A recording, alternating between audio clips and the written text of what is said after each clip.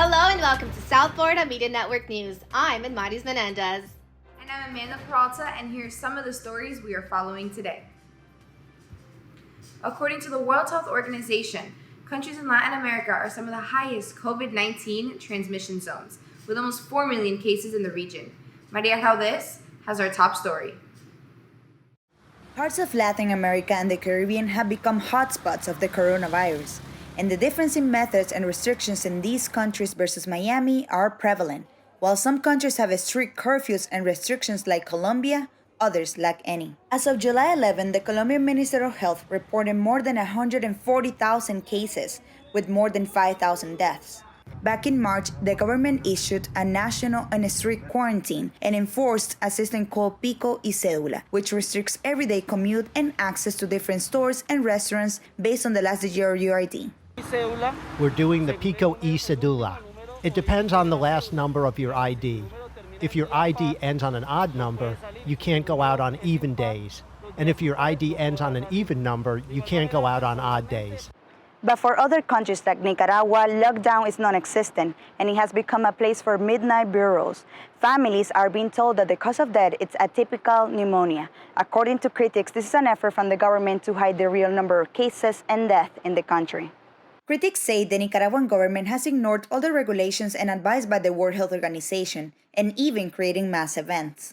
For Javier Gutierrez, a Nicaraguan doctor and COVID-19 survivor, fighting this virus in his country is particularly difficult due to a lack of access to tests and help from the administration. The fear and uncertainty overwhelms Nicaragua, where most of its population doesn't have access to tests because it's only available if authorized by the Department of Health.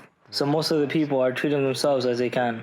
Meanwhile, Florida has become a hotspot since reopening back in June, with the largest single-day record of cases in the U.S., with more than 15,000 cases, and Miami topping the race as the city with most cases in the state. No sense of control or seeking to establish any order here, so I don't feel like Miami is doing or has done as good a job as it should have done for a major city. For South Florida Media Network, this is Maria Raudes.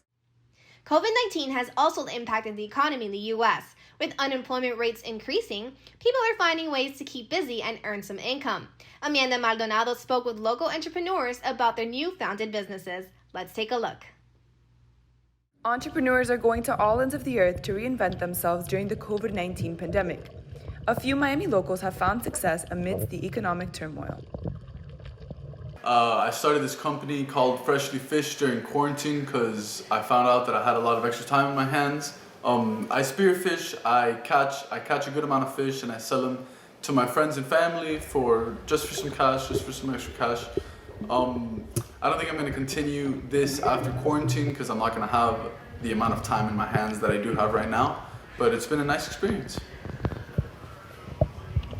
Former martial arts studio in Pembroke Pines has transformed into a COVID-19 supply store named Rogers Essential Supplies. The store sells customers all protective equipment needed for this pandemic. Something that I had to do to survive and provide to my family, and hopefully when this is over, everybody can just go back to their normal lives, and including myself. Basically, it's just pretty much what people use everyday basis, like alcohol, hand sanitizer, latex gloves, reusable mask, surgical mask, face shields, pretty much everything you need. Gabriela Barantes used the quarantine brought on by the pandemic to productively flourish her innate artistic talent. With the time that COVID gave me, I just decided to use that time to dedicate myself into my art. For now, it's a way to make extra money, but eventually with patience and dedication, I want to make it into a career. I feel like although COVID is not a positive thing, some positive stuff came from it. Stories like this reflect the resiliency of our community. With the unemployment rate over 11% in South Florida due to the COVID-19 pandemic, people have found ways to be productive and showcase their talents. For the South Florida Media Network, this is Amanda Maldonado. While many are excited for their favorite restaurants and bars to open up again, There's a very popular non-essential spot that's back in business, and it deals with ink and needles. Here's Lily Fonte with the story.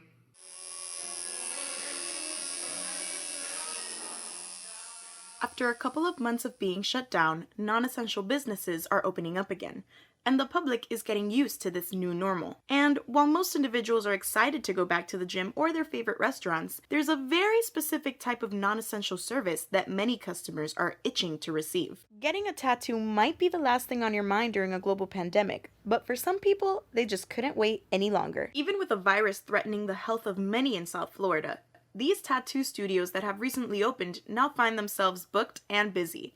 And the clients booking those appointments are willing to take that risk if it means getting tattooed again. We have gained more walk-ins. I guess people don't have anything more to do at home, honestly, and I understand it. But as far as appointments, it has affected us a little bit. Our clients did want to come back, the ones that have been loyal to us and been here from say day one. They did want to come back. They wrote us on multiple occasions. Iris is another tattoo spot that is up and running. They have also seen an increase in clients craving new tattoos, and they aren't wasting any time booking their appointments. We had a huge amount of people that wanted to actually get tattooed during quarantine. They actually did not care about quarantine. And when they gave us the green light, we were a little bit afraid that, kind of nobody was going to have the funds or be able to, come get a tattoo. It's not something that's essential. But actually the opposite happened. We got more people than we normally do. The volume of people, even though we could have only 50% occupancy now because of the new regulations because of COVID, we got more people now coming in, more requests for everything from tattoos to piercing, but really everything here at the studio has only been doubled or tripled, even though we are only working at 50% capacity. Going to get a tattoo is going to feel a little bit different, but at least you don't have to wait any longer to get that I Survived 2020 tattoo that you've been thinking about. I'm Lily Fonte with South Florida Media Network. The music industry has been hit hard these past few months, but musicians are finding new ways to share their talents. I asked local artists to show us how they are creating music in isolation. Artists around the world are creating new ways to keep their fans interested in their music since the start of COVID-19. Some of them say quarantine has been quite challenging. In 2019, the Forbes website said over 300 festivals have had cancellations and postponements in the UK, and does not include concerts. Musicians and artists worldwide have had a major decrease of income. The pandemic has been hard for us as a duo, but we try to take advantage of the time to make music. Singers Lion and Rebuil from the duo Maximum Boys built their own studio at home to record new music. They say they now have the freedom to make music at any time ideas come into their minds. We are a great team because we produce our music, we make our lyrics, and we sit for hours just to perfect one song, and the studio is the best idea. Filming new music videos have also changed while staying with the social distancing guidelines. Director, filmmaker, and photographer Wilbur Mateo says they now use nature and more effects when editing for music videos. So throughout the pandemic, we've been using precautions when we make music videos. We've been going to parks, trying to use the outdoors, so people stay social distancing and everybody needs to wear a mask. Solo artist Leah has also come up with different ideas to engage her followers in social media with at-home photo shoots and videos. Quarantine has been very wild but very fun. I've been experimenting a lot with myself. I've been really trying to see who Leah is. And I've been creating a lot of content and a lot of home photo shoots, so it's been very fun. Like Leah, many artists say the fans are what made them who they are today and must keep them happy at all times. I was literally so excited when I found out last night that she released her new song. Her IGTV videos since this quarantine started have literally been popping. And let's not even get started on her home photo shoots. They have been so creative that I even started doing them too. Artists have had a tough isolation financially, yet quarantine has sparked their creativity to another level. Miami's filmmaking industry has suffered an economic and creative impact due to the pandemic. Victor Georges spoke to industry professionals to see what it's like making local movies right now. The Miami-Dade County Office of Film and Entertainment was greenlit to resume giving film permits back in May. This is after 2 months of being put on pause due to the pandemic. Although this is a step forward for creatives, they're still forced to change the way they make movies. Whether you're a writer, whatever you're doing, it's tough because it's very daunting to try to create in a time of crisis. Local film producer Christy Trabada has chosen to see this as a time of growth. I feel like whatever has happened is meant to happen, and these creative decisions that arise out of these complications and with the pandemic, I feel like it kind of gets the creative juices going in the brain a little bit of how, what is the new normal now? In terms of writing and storylines, there are a few things that creatives have brought into the spotlight. We have to think about, are our stories going to be relevant now?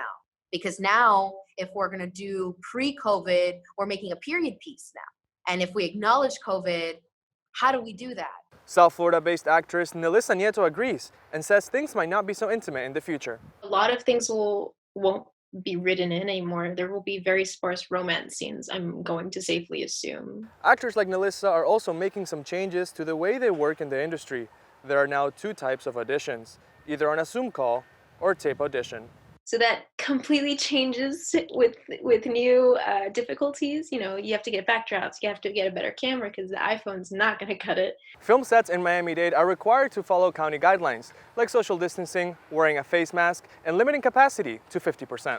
Yeah, I feel like the Florida film community just wants to get back to work. So we're all trying to do the best that we can in order to make sure that we're as safe as possible and, still working.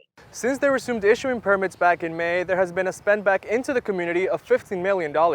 That's nearly half of what was lost due to the pandemic. For the South Florida Media Network, I'm Victor Georges. Florida's primary elections are right around the corner, and local leaders and voters are considering voting by mail to ensure safety. SFMN reporter John Holder spoke with one of our candidates on maximizing voter participation.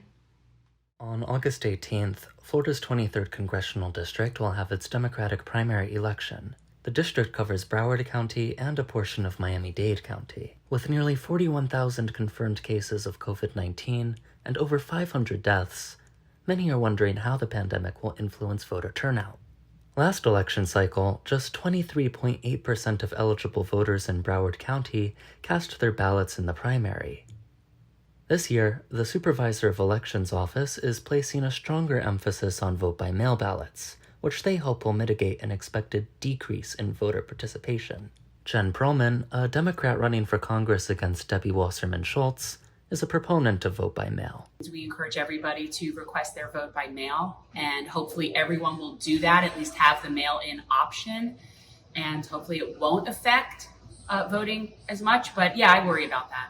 While COVID-19 isn't stopping Perlman's campaign, many voters worry about potential exposure to the virus at the ballot box. Initially, I was not planning on participating because of COVID. I don't think that everything will be under control by August. But now that I know that vote by mail is an option, I think I'm going to participate. Brad Ashwell, Florida's state director for All Voting is Local, argues that despite the public health risk, voting in person is still the best way to ensure that one's ballot is properly counted. We're all pushing vote by mail because we're in this COVID era, and that's the safest way to vote from a public health perspective.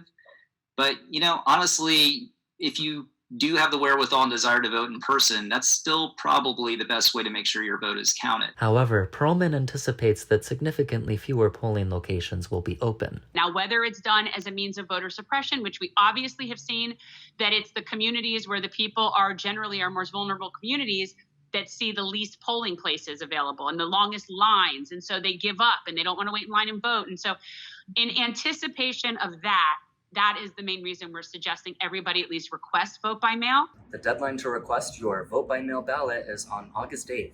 The deadline to return your ballot is on August 18th. I'm John Holder with the South Florida Media Network. Universities in Florida are exploring how to navigate the new normal. I spoke to some students and staff at Florida International University on how they're getting ready for this upcoming semester. As more than 1/3 of all face-to-face classes have been moved to online teaching, students living in Bayview student housing at the Biscayne Bay campus at Florida International University were asked to leave except for a few who are mainly from out-of-state or international students who received special permission to stay behind. They now have to follow a strict set of rules, including wearing a mask in public spaces and remaining 6 feet apart from other students. They are also no longer allowed to receive guests and use amenities like the pool, gym, or walk on campus for classes like they used to. So for the students that have been here, I think it's been very difficult to really assimilate and be able to thrive in an environment where it kind of feels like a deserted island. But I am hopeful that we can come out of it, and we are working consistently on different approaches to be able to have a better handle on what's going to happen for our BBC students. They've never really encountered this kind of emergency before. So, I mean, I do understand to an extent that there's a lot of uncertainty in their on their side, as to what to do with these students, because the more students that stay in the apartment building, there are more risk involved in that. FIU Police has been working around the clock to ensure the safety of students, faculty, and staff. We'll increase the patrols when it comes to walking inside the buildings to ensure that the safe distance is kept and people are complying with the mask, because the pandemic it could cost people their lives. Students who did stay behind are feeling the effects of COVID with the absence of their peers and new restrictions. I'm most excited for the atmosphere and the environment that the campus brings. Ever since COVID has happened, the campus has been really quiet, silent, almost like a ghost town. And I know once things somewhat get back to normal, people will be back to campus and walk around. I'll be able to see my friends and converse with them and do activities and go to events with them. And that'll be really fun. So I'm looking forward to that. As sports events are gradually coming back, professional soccer players in Miami shared with our reporter Rachel Chang how they managed to train during the quarantine. As the world adjusts to social distancing guidelines for the return of sports, Miami soccer players share how they prepare in the quarantine and how they will move forward. I've been going to the parks to train. Sometimes I go alone. Sometimes I go with my friends. I go even if I'm alone. I don't care because I don't want to lose my shape. I don't want to lose my rhythm. At the pandemic's start, players trained on their own, but then teams started hosting virtual meetings to keep players in shape, which has been one of the biggest challenges for the teams, according to sports journalist Lucas Gago. I was speaking to Matias Pellegrini. He's actually the starting forward for Inter Miami, and they just played their first game after almost 90 days. And he was telling me that he had to call for a sub at 60, 65 minutes because they were exhausted. So you can see now after such a long time, after 90 days, that players are in the field are not responsive to the way they were before soccer was stopped. Major League Soccer returned on the 8th of July with its first MLS game since the league shut down in March. FC Dallas and Nashville SC withdrew from the MLS's back tournament due to cases of COVID-19 among its players. So while there are still concerns for the spread of the virus, players like Brian Rosales are eager to return to the field. I wanted to play since the first moment that I wanted to play. If they follow the rules that they put out, the aspect if they comply, then I think there will be no problem. Sports journalist Gago predicts that stadiums will not have people in the stands at a full capacity in the year of 2020, but hopes that games can safely carry on. From South Florida Media Network, I'm Rachel Chang. This global pandemic has brought another trend. People who love to work out are finding new creative ways to exercise at home. Here is Miles Thomas with more. As the number of COVID-19 cases continues to rise, many gyms have been forced to close and abide to stricter health regulations and state guidelines. This has inspired people like Joel Sanchez, an FIU student, to invest in home gym equipment. I canceled my Elite Fitness membership in March, and I immediately started looking for equipment to start my home gym. I saw it as a cheaper and safer choice. Even Andre Morales, a personal trainer, had to adapt during the pandemic and invest not only for himself, but to continue his business. As a personal trainer, I feel like right before everything happened, I felt like I had a really good business starting up. Then COVID-19 happened and I lost all my clients. I had to be more and more creative every single time to still keep my clients on the roster and see if I can be able to open up a gym of my own and have people come over and still have a safe environment. Since reopening in May, gyms have faced many financial ramifications and even have had to change the ways in which people are allowed to work out. Due to this, many people are becoming more and more hesitant on returning to gyms and instead deciding to invest in their own personal at-home workout equipment. A lot of people are scared.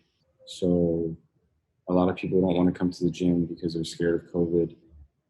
A lot of people don't want to get so close to people. You can get a pretty good workout at home even with minimal equipment. The average investment for starting up a home gym with minimal equipment such as bands, dumbbells, treadmills, weights, kettlebells would cost about $2,000 to $4,000, while paying for a commercial gym membership would cost you around $11 to $45 per month, ranging from $172 to as high as $578 yearly, providing amenities you can't get at home. However, when taking the pandemic into account, investing in a home gym is a more hygienic option and provides a better bang for your buck. This is Miles Thomas reporting for the South Florida Media Network. During the pandemic, we've been streaming movies and shows at home, but there is nothing like watching the movies on the big screen. Our reporter, Tasha Cias, visited a local theater to find out how they prepared to receive movie fans eager to come back. 2020 was potentially an exciting year for movies, but due to the spread of COVID-19, movie productions were put on hold, leaving theaters empty and with nothing to screen. Showbiz has reopened its doors, but the larger issue may be whether moviegoers feel safe returning to the theaters amid the ongoing coronavirus pandemic. To ensure safety, employees and visitors must wear their masks before entering the building, which is mandated by the CDC. We have to make them feel comfortable right when they walk in the door. We're keeping it clean, we're making sure people are wearing the masks, keeping separated, so that they can enjoy themselves and bring their families here comfortably. By taking precautions, Showbiz provides kiosks to purchase movie tickets, which automatically seat you 6 feet apart from other moviegoers. I miss how everyone used to be together, but now we have to be 6 feet apart from each other, and it's not as fun as before, but it's okay. Increased cleaning in the theater will give fans peace of mind as underlying conditions prevent some from going out. I get sick very easily, and so I'm very cautious and picky of where, if I have to go somewhere, where I go. Usually the grocery store is all I'm willing to go. The pandemic is taking a huge bite out of the movie business. Wedbush Securities estimated that the North American box office will be down 61% from last year, generating only 40% of the annual ticket sales. Though high-demand movies such as Wonder Woman, Tenet, and Mulan have fans eager to see on the big screen, they have been postponed to a later date. Sadly, Showbiz, as well as other movie theaters, are now closed once again due to the spike of COVID-19, but are working to provide the best movie-going experience for their next anticipated reopening. Reporting for South Florida Media Network, Tasha Cias. If you're tired of working from home and you're looking for something relaxing to do, maybe you should get closer to nature. Our reporter Gabriela Borjas has visited a local botanical garden that's been an oasis for Floridians for over 80 years. Today in South Florida, we find ourselves at the Fairchild Tropical Botanical Gardens, where the staff has been working diligently on the horticulture and maintenance of all 83 acres of these grounds. The garden has implemented more hand sanitizing stations as well as a couple of different temperature checkpoints alongside one entry and exit point in order to ensure flow of traffic is one way so guests are more comfortable entering and exiting the garden. The gardens are finally open to visitors, with new restrictions, of course. They have made sure to constitute new hygienic measures so that everyone is safe from a possible transmission of COVID-19. The first 3 weeks we worked on the plants and trees. For example, they have a butterfly plant conservatory, and we planted new plants for the conservatories. Since there's been less visitors, I feel there's more animals in the garden. I feel there's more iguanas and more butterflies going in the gardens. I feel the plants are blooming better because nobody's touching them. Once we got okay from the government that we can reopen, we reopened right away. The land is thriving, safety is a top priority, and staff are eager to welcome back their members along with new visitors. Fairchild Gardens are open every day from 10 a.m. to 4 p.m. and even have special visitation hours for seniors and vulnerable guests.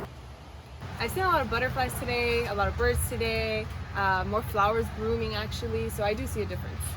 This is actually my first time back in 3 or 4 months, I would say. Anyone looking to get some fresh air in a safe space while taking in views of lush greenery will look no further. Lucky for us, this botanical sanctuary is now reopened to visitors, and it's more beautiful than ever because of the focus on horticulture during these past months. Make sure you reserve your time ticket so you too can experience Fairchild Tropical Gardens. Running out of fun things to do at home? How about joining a party from the comfort of your living room? Jesse Paris has the scoop. When businesses closed because of COVID-19, Miami's night scene was no exception. Zoom clubs like the Saddest Spiral give a night out experience from home.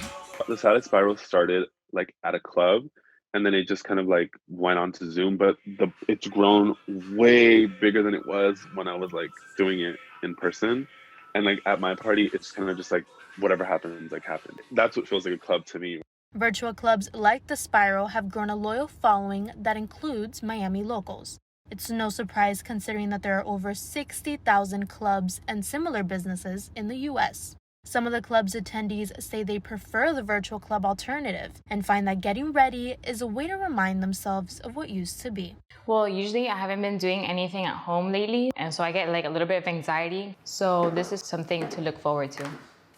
While the Saddest Spiral is free to attend over Zoom, it has also been a platform for people to donate to causes related to Pride Month and social movements.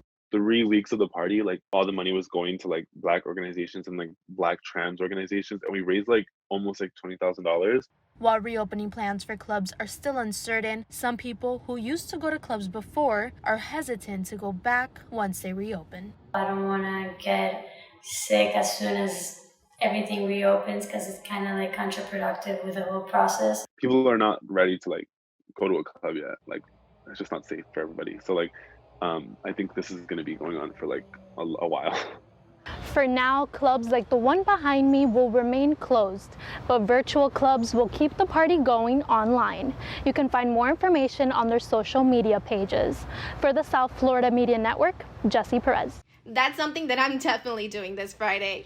And that's all for this edition of South Florida Media Network News. I'm Edmaris Menendez. And I'm Amanda Peralta. We'll see you next time.